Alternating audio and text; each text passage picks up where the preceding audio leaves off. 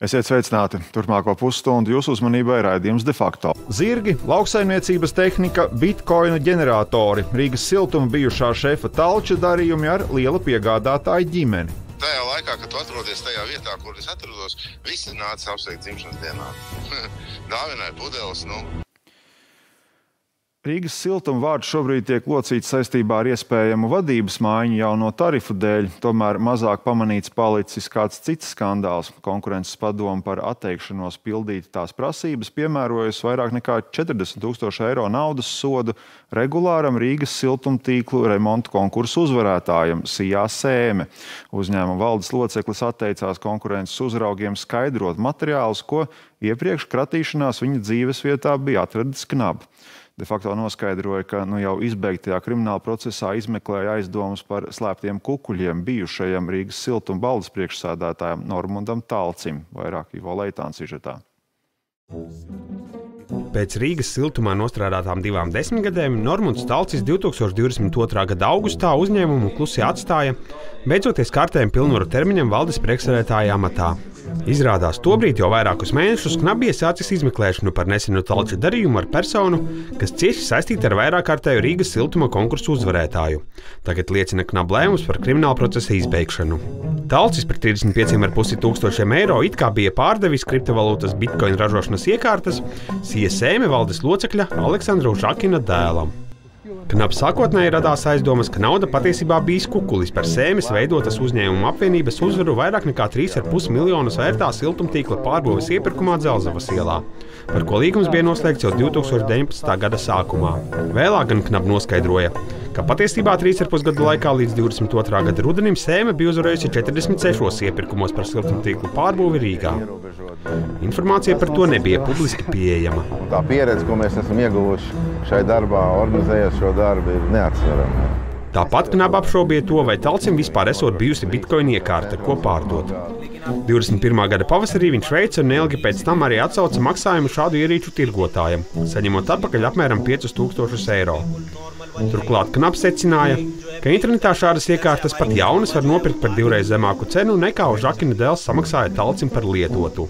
Knab arī noskaidroja, ka Talča sieva Ieva Tracevska, kura tobrīd bija Rīgas siltumapgādes attīstības un investīciju daļas vadītāja, 20. gada septembrī par 22,000 eiro pārdeva zirgu Užakina sievai. Pusotru gadu vēlāk vēl vienu zirgu Užakina meitai jau par krietni lielāku summu – 39,5 eiro. Lielāko daļu no saņemtās naudas, 50,000 eiro, Tracevska aizskaitīja Talcim. Knab viņa skaidroja, ka tas esot bijis parāds vīram, kurš bija ieguldījis šo naudu zirgu uzturēšanai. Es biju kā pilsētnieks, no zirgiem es baidījos ar līkumu gāju, un tagad kaut kā jau tīri iegāju. Jā. Novērojot iesaistītos, Knab uzzināja, ka Užakins sazinās un tiekas ar vairākiem Rīgas siltuma darbiniekiem. Arī ar Talci iespējams apspriežot maskētos kukuļus. Piemēram, Užakins samaksāja 33,000 eiro par lauksaimniecības tehniku un 4,000 par telti, ko nogādāja Talča lauku īpašumā. Talcis arī pusgadu līdz Knab viņu tā gada oktobrī aizturēja, lietoja 55,000 vērto Užakinam piederošo automašīnu Volkswagen Amarok ar piekabi. Bet dzimšanas dienā Talcis no Užakina dāvanā saņēma antīku zelta kabatas pulksteni ar ķēdi aptuveni 4,000 eiro vērtībā. Talcis, Užakins un viņa ģimenes locekļi kukuļu došanu, kukuļu ņemšanu vai starpniecību kukuļošanā noliedza, un pretējo pierādīt Knab nespēja. Talcis pats iepirkuma komisijās nedarbojās un lēmumus par Sēmes uzvarām nepieņēma. Knab noticēja, ka zirgi un bitkoina iekārtas patiešām tika nopirkti. Savukārt lauksaimniecības tehnika, telts un automašīnas pie Talča bija, jo viņi ar Užakinu it kā mutiski bija vienojušies par zirgu audzēšanas uzsākšanu. Civiltiesiski darījumi, savstarpējās pazīšanās un labu attiecību rezultātā. Tā Knab lēmumā par lietas izbeigšanu raksturoti visi aprakstītie gadījumi. Talcis, kurš pēc aiziešanas no Rīgas siltuma neilgu laiku pastrādāja Jelgavas novada pašvaldības uzņēmuma valdē, šobrīd vairs nav valsts amatpersona. Telefons sarunā ar de facto viņš vispirms mēģina noliegt jau kādu saistību ar Užakinu ārpus darba. Tīri lietišas attiecības, satikāmies pie būvbedes, runājām par darbu kvalitāti, neko vairāk. Tad, kad bija darba grupa, mēs braucām uz vietas, apsekojam darba objektus. Nekādas citas attiecības man ar viņu nav. Jums ārpus darba nebija attiecība ar viņu? Nē. Mums nebija dāvinājumi tur no viņa ģimenes locekļiem vai pārdevumi, nevis dāvinājumi, tur tam līdzīgi pārdošanas darījumi, kriptovalūtas, ierīču darījumi, pulkstenis netika uzdāvināts kaut kādā brīdī. Nebija nekas tāds? Nav komentāru par šo tēmu. Tajā laikā, kad tu atrodies tajā vietā, kur es atrodos, visi nāca apsveikt dzimšanas dienā. Dāvināja pudeles, Nē, es runāju par darījumiem arī. Nav vairāk cits. Darījumiem, par lauksaimniecības tehnikā, PVC telpa, mašīna ar pieci. Jūs sakāt, ka jums nav nekāda saistības. Nekādas. Kas tas ir attiecības? Kas tās ir attiecības? Beidzot, nav nekāda komentāra. Paldies, uz redzēšanu. 2 gadus pēc KNAB, 2024. gada novembrī, SIA birojā ieradās konkurences padomes pārstāvi, kas bija ieguvuši daļu no krimināllietas materiāliem. Šajā kratīšanas laikā viņi bija ieguvuši materiālus, kas iespējams liecināja arī par to, ka tā ir informācija saistīta ar šiem publiskajiem iepirkumiem un citu pretendentu saistīta informācija. Un tad to informāciju un būtībā vēl arī informāciju, kur Rīgas Siltums, jau arī bijušais valdes loceklis, ir kontaktējies arī ar šo SIA valdes locekli, un tā bija tā būtībā sākotnējā informācija, kas nonāca pie mums. Konkurences padome bija sākusi izpētes lietu kopā pret 7 uzņēmumiem, kas regulāri piedalījās un dažādās kombinācijās uzvarēja Rīgas siltuma iepirkumos par siltumtīkla būvdarbiem un remontiem. Kartveli konstatēt gan neizdevās, tomēr Sēme tika sodīta ar naudas sodu par procesuāliem pārkāpumiem. SIA valdes loceklis atteicās sniegt paskaidrojumus daļā, kas attiecās uz šiem materiāliem, kuri bija sākotnēji saņemti no KNAB, jo viņš uzskatīja, ka tas varētu tikt izmantots pret viņu pēc tam šajā krimināla procesā, lai gan viņš jau bija izbeigts. Tas ir pilnīgi cits tvērums. Ja KNABs izmeklēja kukuļu ņemšanu, tad mūsu gadījumā tās aizdevums bija par saskaņotām darbībām publiskajos iepirkumos. Uzņēmuma Sēme birojas atrodas slēgtā teritorijā, un komentārus de facto klātienē neviens sniegt neiznāca. De facto izdevās sazvanīt valdes locekli Žakinu, kurš apgalvoja, ka nav uz vietas.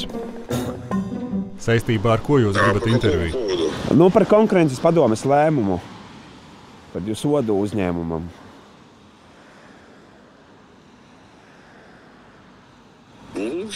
Ko īsti? Tur viss uzrakstīts.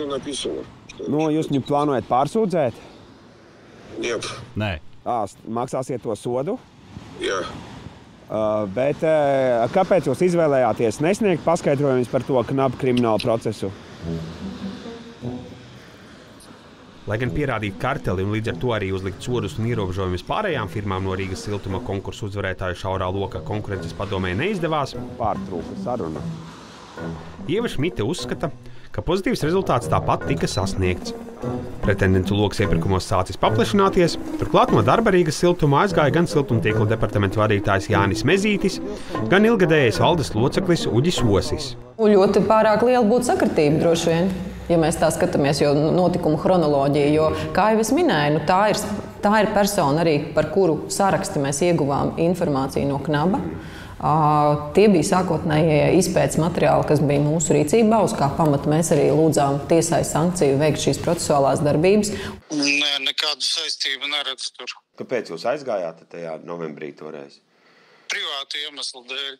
Nebija nekas, ka jums tur likās, ka jums kaut kas, draud, vai jums palūdza aiziet, nekas tam līdzīgs saistībā ar šīm Nē.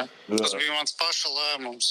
Pēc Oša aiziešanas Rīgas siltuma valdē pagājušajā gada nogalē iecelts Kalvis Kalniņš, kurš šodien kļuvis par valdes priekšsēdētāju.